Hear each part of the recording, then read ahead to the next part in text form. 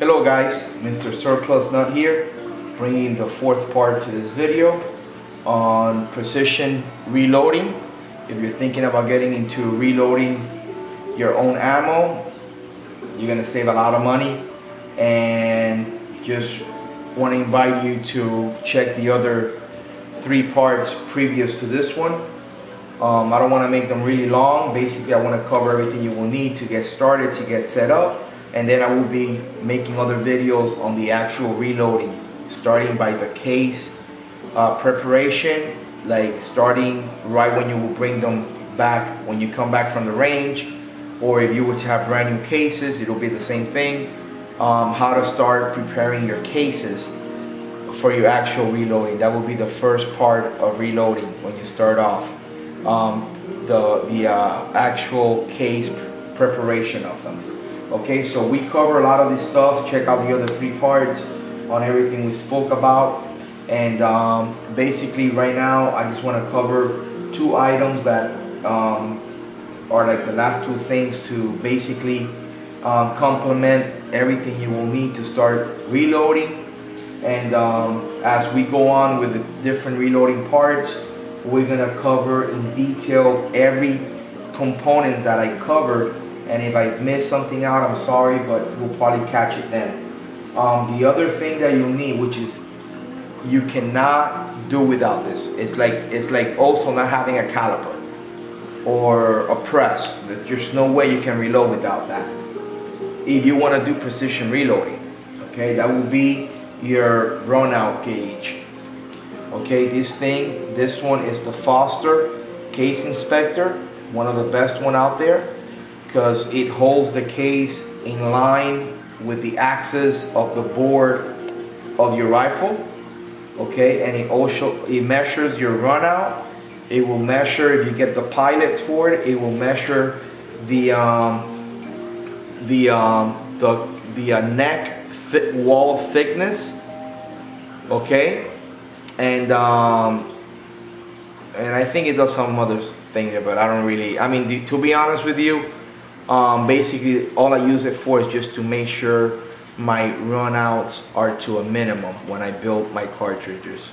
So we're gonna be going through this. This is one tool that we're gonna be using, and you guys are gonna see it in action, and you cannot be without it.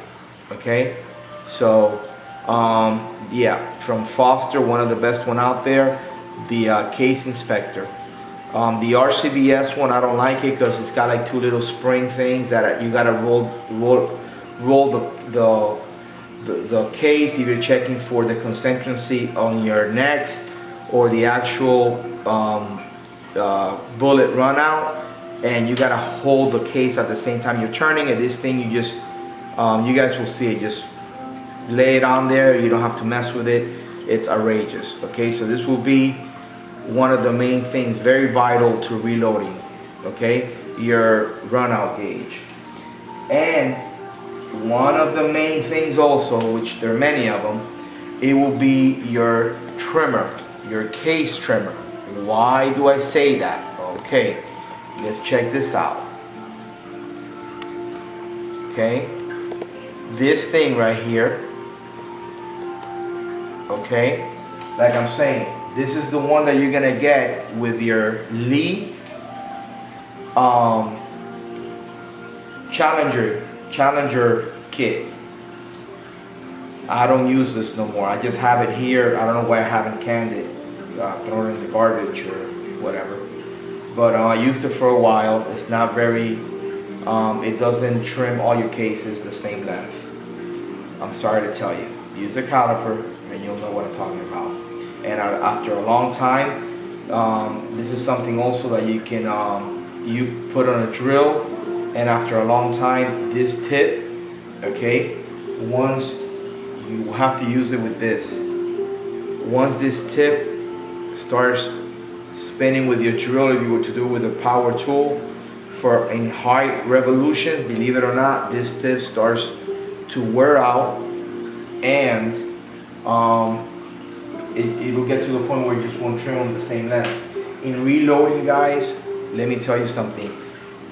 That is one of the vital things on case prep. Is making sure your cases, all of them, they are the same length. Why do I say that?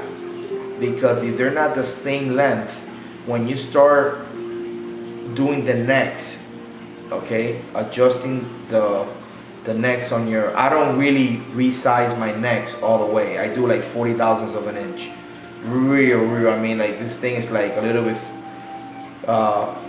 not even a 16th, man, if you were to measure it with a ruler. Real thin. Just enough to hold the bullet in place and not move on me or whatever. I mean, I don't resize the whole neck. I don't. Okay? Even if you were to cut your necks or whatever, I don't do that. So that's why I make sure that my cases are the same length, because if not, if they're not the same length, once you start sitting your bullet, if you're sitting them like 5 thousandths off the lens of your rifle, they're not gonna be the same, okay? And that's gonna affect your pressure, okay? Powder pressure is gonna affect your burn rate on your powder, your velocity, and ultimately your groups. So you need to go ahead and invest on a very nice case trimmer. In this case, you can go to St. Clair International, the reloader heaven, okay? And you're gonna see the reviews, and even the one that they recommend the most is the Wilson trimmer, okay? When you buy it, they even came out now this year with the one that it's all stainless steel, but they want like almost $180 for that one. If you buy the one that it's steel, you're gonna see in the reviews that a lot of the guys complain about rust. What I do when I'm done with it, I just spray the heck out of it with WD-40, and I get this Ziploc bag and I put it in here, and I try to get all the air out of it as much as possible. Okay, a Ziploc bag, and you put it in there really wet with WD-40. It will not get rusted on you. Make sure most of the air that you can take out, when you Ziploc it, it's out. But this is the Wilson case trimmer. You will have to, if you don't get this base that is exclusive from St. Clair International, which is specially made for the trimmer, okay, you will have to mount this on a vise. The little base is only like $17, man. So look how nice this thing looks. So I went ahead and I purchased it. Okay, it comes with its own little base with the screws already there. It comes with the screws here already pre-drilled that fits perfectly for the base. For the trimmer, this base was specially made for this trimmer from St. Clair. They're the manufacturer of it. Nice. It looks like it's like powder coated or something. Black, really nice. I have it loose like this, but normally I mount it right here with 2 screws on my wood table. But just so you guys can see it, really nice. And like I'm saying, I got the steel one, and all I do is I wet it really good with WD-40 so it won't rust on me. Also, when you buy the little stand for the trimmer, you want to make sure you get what they call the shard claw or the shard fin, because the way this works, you got to get your case holder for whatever caliber. Another thing, they sell this case holder, like this is for 308.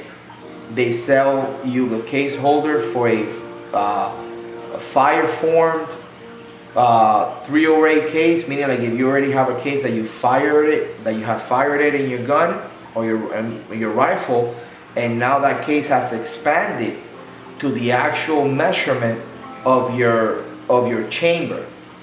Okay, that's gonna happen. You can start using a brand new case that you buy, and once you fire it for the first time, it's gonna expand, and it's gonna take the shape and form of the internal dimensions of your chamber. That's what we call fire forming.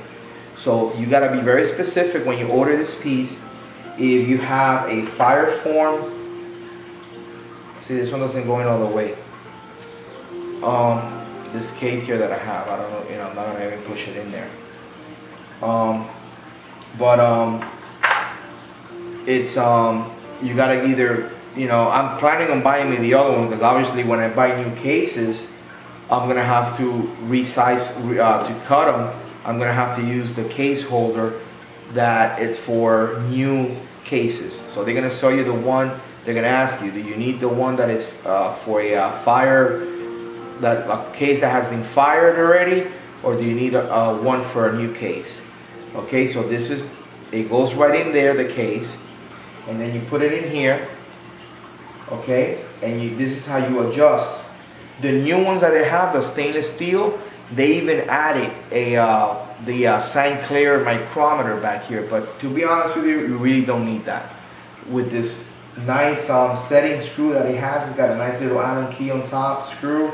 You set it to where you want it by using your caliper, the length you want, and it'll stay there. So once you put your case in here, you're gonna put it here like that, and then you're gonna get the shark fin, and you're gonna go right over it. Oh, hold on, it went right in. Yep. You're gonna go right over like that, and it's gonna hold it in place. See it? It's gonna hold it in place. And then you get your trimmer and you trim it. This thing, it cuts your cases completely. The mouth, the rim on the mouth of your cases completely straight. Take it from me. Don't spend the money on any other more expensive trimmer. This thing is for years. This design, they've had it for years, and it's one of the best. Okay, it's the Lee case trimmer. So that's one of the things that you will need, that is very essential on reloading. Okay, besides your main components will be your press, obviously, a good caliper, your priming tool, case trimmer, the run-out gauge, powder trickler, digital scale, powder dispenser. But these are things that don't cost much. Like I'm saying, on this type of stuff, it'll probably be an expense like the first time that you buy all this stuff, but once you buy it, it's just a matter of buying powder and your primers and your bullet tips, and obviously your cases. Your cases, you can, if you get good cases, you can fire them a few times, and after 4 or 5 firing, you can anneal them. We're gonna be doing that, and just so you can use them again. We're gonna go through all that stuff. Okay, so I guess I'm gonna have to do like a 5th part to this to just cover what's left, which is the dies. All right, guys. So I'll check you guys out in a little bit.